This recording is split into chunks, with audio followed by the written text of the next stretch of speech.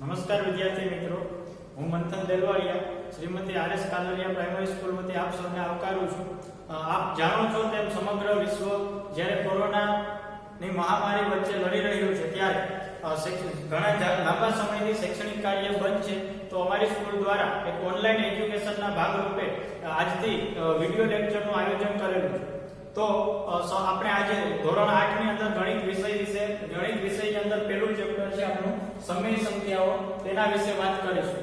સૌપ્રથમ તો સમય સંખ્યાઓ એટલે અંગ્રેજીમાં રેશનલ નંબર કહેવાય છે. તમે અગાઉના ધોરણ એટલે કે ધોરણ 7 ની અંદર પૂર્ણાંક સંખ્યાઓ વિશે શીખી ગયા. તો ફરીથી આપણે થોડું પૂર્વજ્ઞાન તાજું કરી લઈએ. તો સૌપ્રથમ આપણે જોશું કે પ્રાકૃતિક સંખ્યા.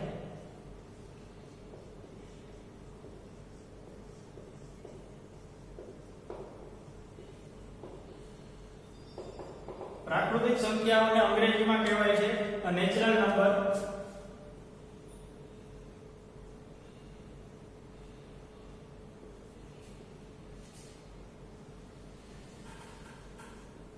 પ્રાકૃતિક સંખ્યા એટલે શું? તો કે આપણે 1 થી શરૂ કરી એટલે કે 1 2 3 4 થી લઈને અનંત સુધી આવેલી સંખ્યાઓ, એ બધી સંખ્યાઓનો પ્રાકૃતિક સંખ્યાઓમાં સમાવેશ થાય છે. એટલે કે 1 2 3 4 વગેરે પ્રાકૃતિક સંખ્યાઓ છે.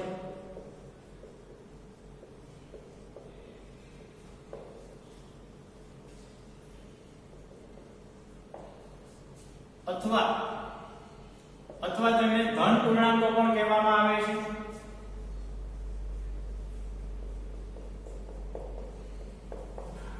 અથવા તો તેને ગણતરીની સંખ્યાઓ પણ કહેવામાં આવે છે.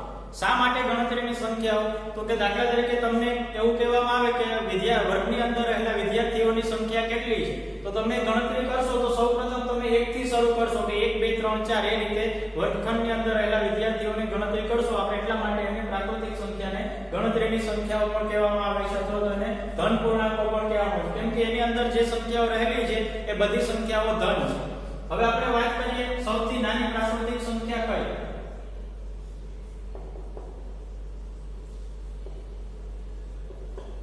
આપ જોઈ શકો છો કે સૌથી નાની પ્રાકૃતિક સંખ્યા કઈ છે? તો કે 1 છે એ સૌથી નાની પ્રાકૃતિક સંખ્યા. હવે તમને એવું પૂછવામાં આવે કે સૌથી મોટી પ્રાકૃતિક સંખ્યા કઈ? તો આપણે ન કહી શકીએ. શા માટે? તો આપણે જોઈએ તો 1 કરતા મોટી સંખ્યા છે 2, 2 થી મોટી 3, 3 થી મોટા 4, 4 થી મોટા 5, એવું 5 થી મોટા 6, એ રીતે અનંત સુધી વિસ્તરેલી છે. એટલા માટે સૌથી મોટી પ્રાકૃતિક સંખ્યા કઈ છે એ આપણે કહી શકીએ નહીં. ત્યારબાદ આપણે વાત કરીએ એની સંજ્ઞા. દરેક સંખ્યાઓ છે એને કોઈ ચોક્કસ સંજ્ઞાથી ઓળખવામાં આવે છે. તો પ્રાકૃતિક સંખ્યાની સંજ્ઞા છે કેપિટલ N, એટલે કે નેચરલ નંબરનો પહેલો અક્ષર છે N, એટલા માટે એની સંજ્ઞા છે કેપિટલ N. ત્યારબાદ આપણે વાત કરીએ પૂર્ણ સંખ્યાઓ વિશે.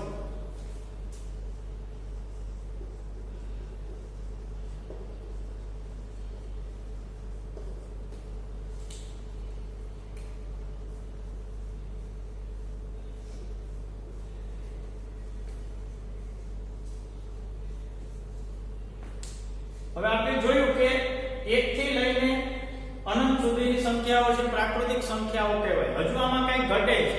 શું ઘટે છે? તો કે 0, એટલે કે 0 1 2 3 4 થી લઈને અનંત સુધી આવેલી સંખ્યાઓ છે. આ સંખ્યાઓ છે એ કઈ સંખ્યાઓ છે? તો કે પૂર્ણ સંખ્યાઓ.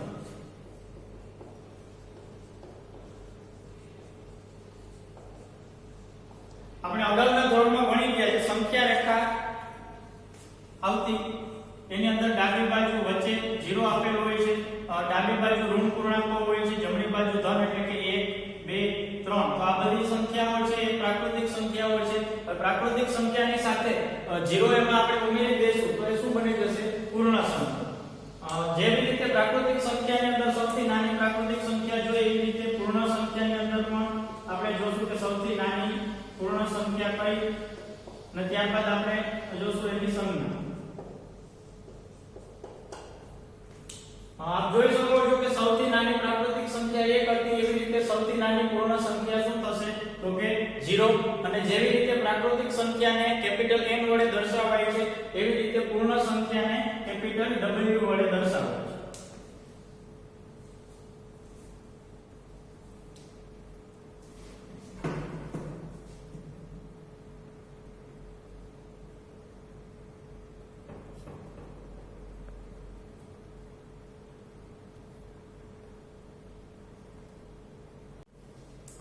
પ્રાકૃતિક સંખ્યા અને પૂર્ણ સંખ્યા જોયા બાદ આપણે જોશું પૂર્ણાંક સંખ્યા.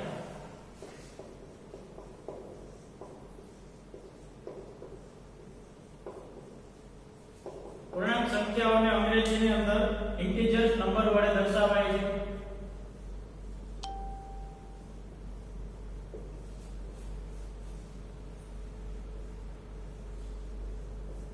હવે પૂર્ણાંક સંખ્યાની અંદર કોનો સમાવેશ થશે એ વાત કરી લઈએ.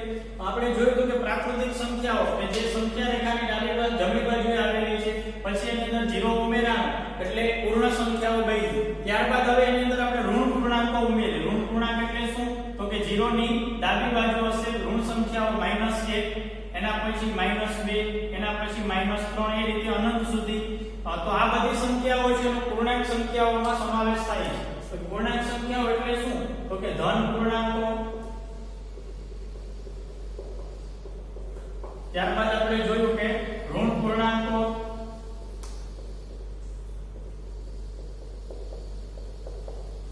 અને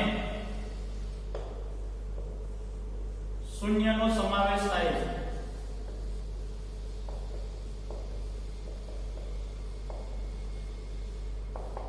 ત્યારબાદ આપણે ઉદાહરણો જોઈએ તો -3, -2, -1, ત્યારબાદ 0, 1, 2, 3 થી લઈને અનંત સુધી.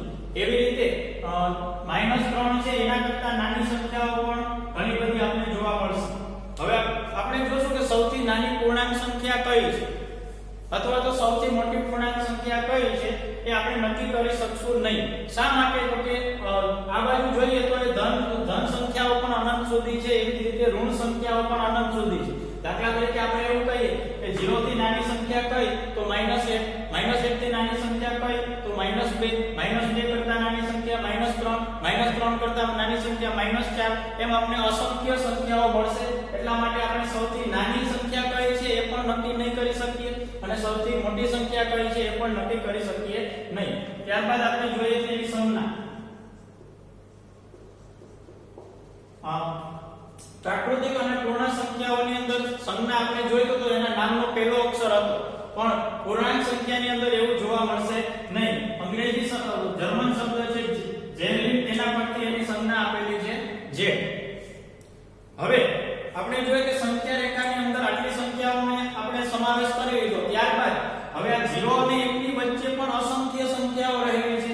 1 ની અને 2 ની વચ્ચે પણ અસંખ્ય સંખ્યાઓ રહેલી છે. દાખલા તરીકે હું તમને એવું કહું કે 1.5 છે એ આપણે ક્યાં દર્શાવશું? તો 1.5 એટલે કે 1 ની અને 2 ની વચ્ચે આપણે મળશે 1.5. પણ 1.5 છે એનો આપણે પ્રાકૃતિક સંખ્યામાં પણ સમાવેશ નથી થતો, પૂર્ણ સંખ્યામાં પણ સમાવેશ નથી થતો, પૂર્ણાંક સંખ્યામાં પણ સમાવેશ નથી થતો. એ સિવાય તમે જે અપૂર્ણાંકો ભણી ગયા છો, દાખલા તરીકે 3/2 છે, 5/4 છે, આ બધા અપૂર્ણાંકોની પણ આપણે આમાં ક્યાંય ગણતરી કરી નથી. તો હવે એ બધી વસ્તુ ભેગી થઈને જે મળશે સંખ્યાનું સ્વરૂપ એને આપણે કહીશું સમય સંખ્યા.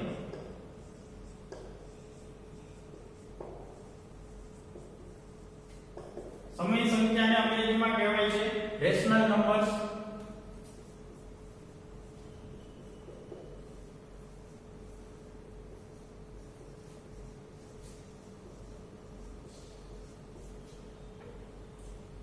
હવે સમય સંખ્યાઓ વિશે વાત કરતા પહેલા આપણે એક એવા પ્રકારની સંખ્યા તો કે જે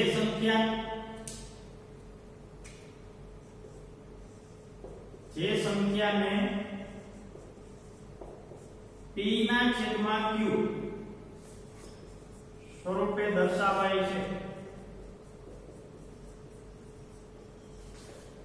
તેવી સંખ્યાને સમય સંખ્યા કહેવાય.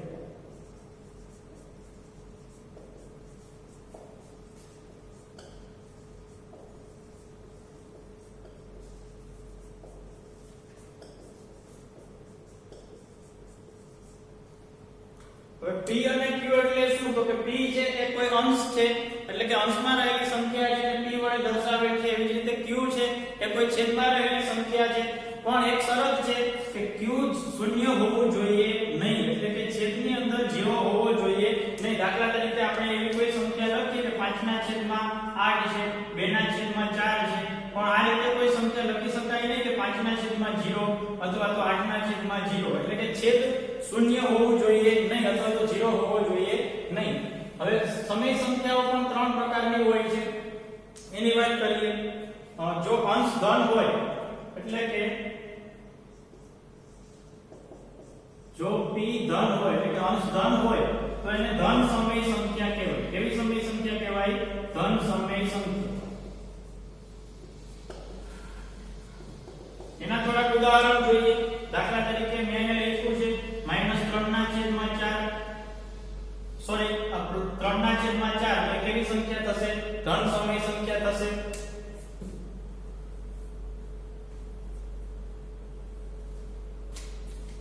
ત્યારબાદ આપણે જોઈએ કે 5/8 તો આ પણ કેવી સંખ્યા થશે?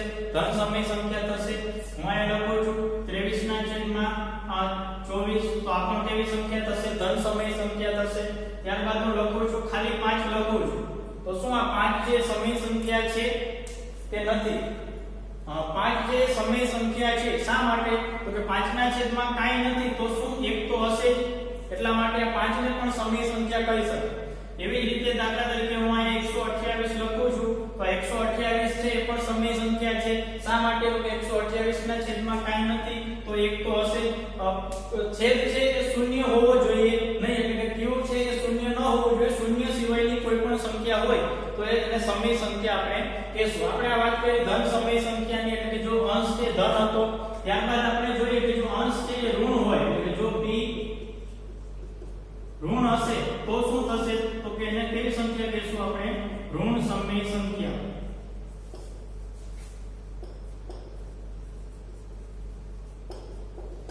એના આપણે ઉદાહરણ જોઈએ. -21/8 -4/9 જેવી રીતે આ કોઈ દાખલા તરીકે હું એવી અહીં લખું છું -129 તો આ પણ કેવી સંખ્યા થશે? ઋણ સમય સંખ્યા. શા માટે? તો કે છેદમાં કાંઈ નથી તો એક તો હશે. ત્યારબાદ અહીંયા લખું છું -1023 તો આ પણ કેવી સંખ્યા થશે? ઋણ સમય સંખ્યા.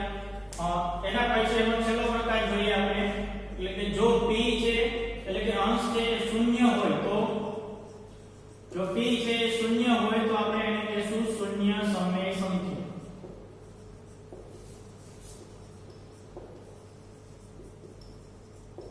એનું ઉદાહરણ છે 0. છેદ છે શૂન્ય હોઈ શકે નહીં, અંશ છે એ શૂન્ય હોઈ શકે. જેવી રીતે પ્રાકૃતિક સંખ્યા, પૂર્ણ સંખ્યા અને પૂર્ણાંક સંખ્યાની સંજ્ઞા જોઈ એવી રીતે સમય સંખ્યાની સંજ્ઞા વિશે વાત કરીએ તો સમય સંખ્યાની સંજ્ઞા થશે કેપિટલ Q એટલે કે કોષણ શબ્દ છે. કોષણ શબ્દ પરથી આવેલું નામ છે એટલા માટે એની સંજ્ઞા થશે કેપિટલ Q. એક વસ્તુ યાદ રાખવાની છે કે પ્રાકૃતિક સંખ્યા અને પૂર્ણ સંખ્યાની અંદર તેની જે સંજ્ઞા હતી એ નામના પહેલા અક્ષરથી હતી, જ્યારે પૂર્ણાંક સંખ્યા અને સમય સંખ્યાની અંદર એની સંજ્ઞા છે એ પોતાના નામના પહેલા અક્ષર પરથી આપવામાં આવેલી નથી.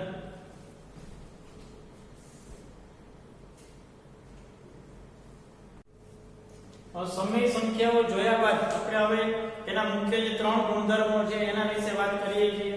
તો સૌપ્રથમ સંવૃત્તતા, ત્યારબાદ આપણે જોશું ક્રમનો ગુણધર્મ અને જૂથનો ગુણધર્મ.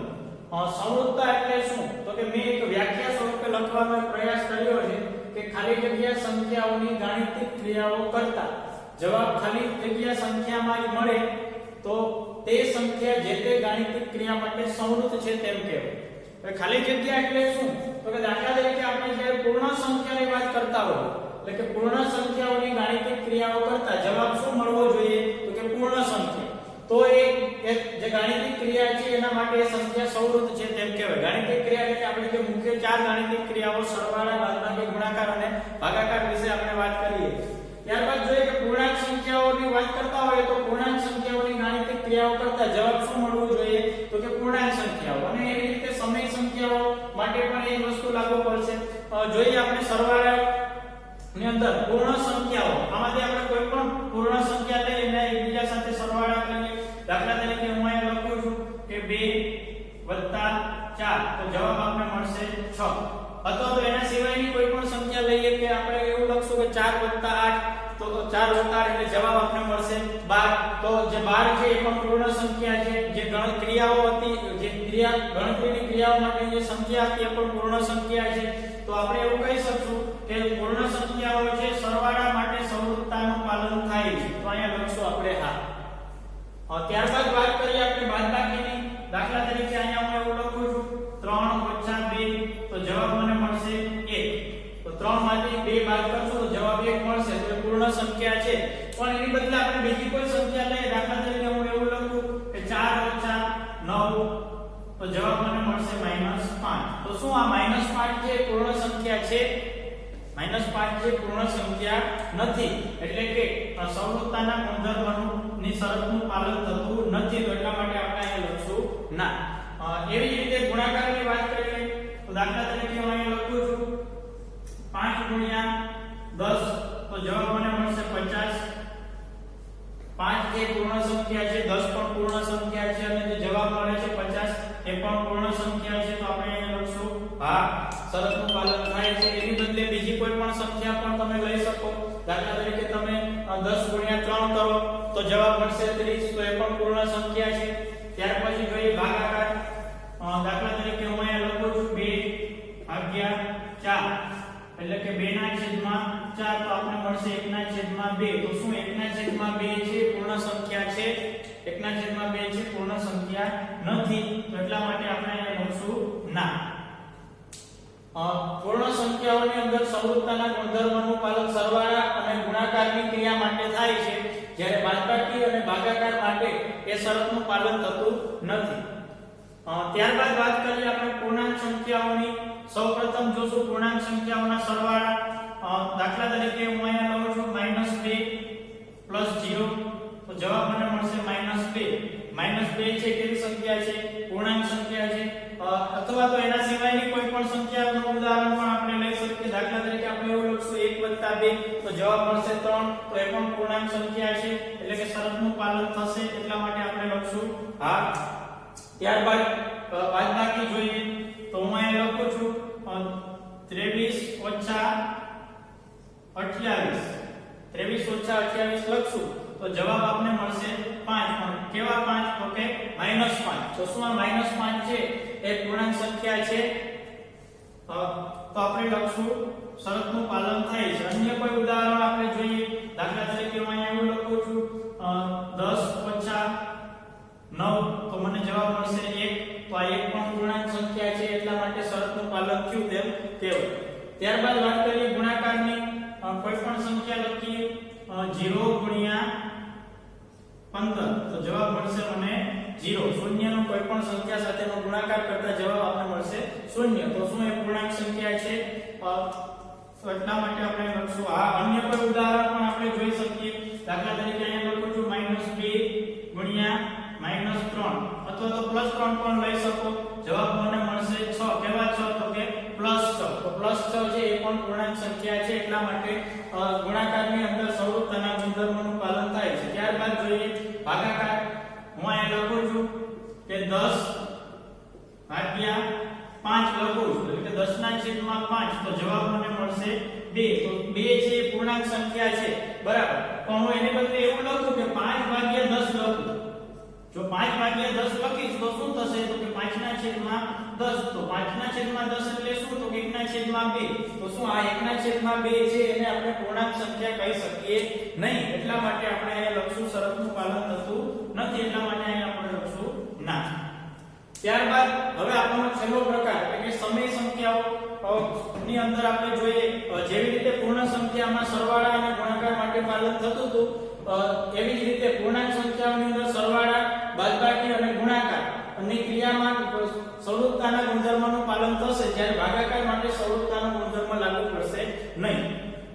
ત્યારબાદ વાત કરીએ સમય સંખ્યાની. કોઈ પણ સમય સંખ્યા લઈએ 5/2 વત્તા 1/8. આપણે આ બંનેનો સરવાળો કરશું તો સૌપ્રથમ આપ જાણો છો કે આને સમછેદી બનાવવી પડશે, એટલે કે છેદ સરખા કરવા પડશે. છેદ સરખા કરવા માટે શું કરવું પડે?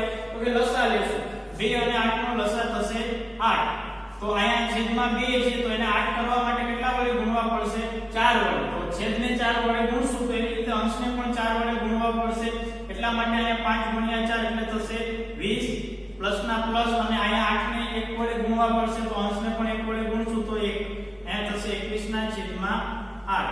તો જે આપણી બંને સંખ્યાઓ સમય સંખ્યા હતી અને જવાબમાં પણ આપણે સમય સંખ્યા મળે છે એટલા માટે આપણે અહીંયા લખશું શરતનું પાલન થાય છે એટલે કે હા એના સિવાયનું અન્ય કોઈ ઉદાહરણ પણ લઈ શકીએ આપણે 1 + 0 પણ લઈ શકીએ તો જવાબ મળશે 1 તો એ પણ સમય સંખ્યા છે તમે કોઈ પણ સંખ્યા લઈને આ ચકાસણી કરી શકો છો જવાબ તમને સમય સંખ્યામાં જ મળશે એટલે કે કોઈ પણ સંખ્યા માટે શરતનું પાલન થશે ત્યારબાદ વાત કરીએ બાદબાકીની તો હું અહીંયા લખું છું 8/3 − 1/6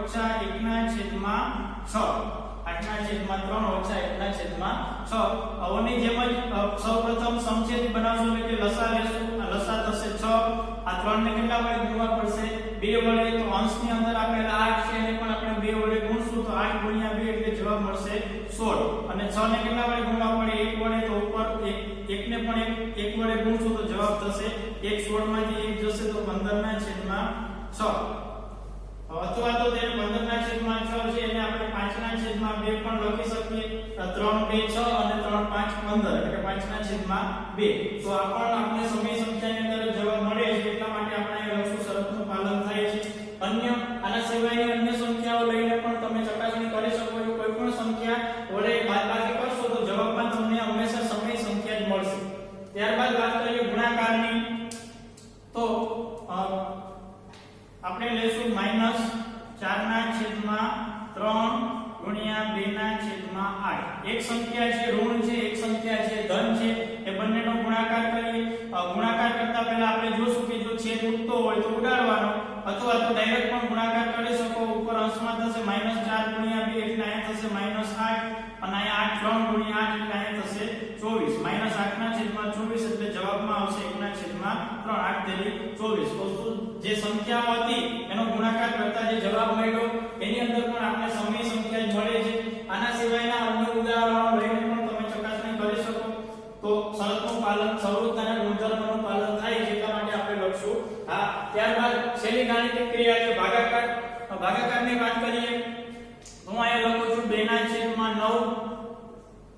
ભાગ્યા 3/8 2/9 ભાગ્યા 3/8 લખશું તો શું કરશું આજે ભાગાકાર છે એને આપણે ગુણાકાર વડે દર્શાવવો હોય તો આપણે અંશ અને છેદ છે એને બદલાવી નાખશું એટલે કે છેદમાં રહેલી સંખ્યા છે 8 એને આપણે અંશમાં લખશું અંશમાં રહેલી સંખ્યા છે 3 એને આપણે છેદમાં લખશું એટલે કે નિશાની બદલાઈ જશે ભાગાકાર હતા તો ગુણાકાર થઈ ગયા અંશમાં આવી ગયા 8 છેદમાં આવશે 3 હવે જો એ છેદ ઉડતા હોય તો ઉડાડવાના અથવા તો ડાયરેક્ટ ગુણાકાર પણ કરી શકો છો 8 × 2 એટલે અહીંયા થશે 16 છેદમાં 9 × 3 એટલે અહીંયા થશે 27 બરાબર હવે આપણે જોઈએ કે જવાબ સમય સંખ્યા જ મળે છે એટલે કે શરતનું પાલન થાય છે પરંતુ એક વસ્તુ યાદ રાખવાની છે કે સમય સંખ્યાઓની અંદર 0 નો સમાવેશ પણ થાય છે હવે દાખલા તરીકે હું તમને એવું કહું કે અહીંયા 2/9 છે એનો 0 વડે ભાગાકાર કરો એટલે કે 2/9 ભાગ્યા 0 કરો તો જવાબ તમને મળી શકે નહીં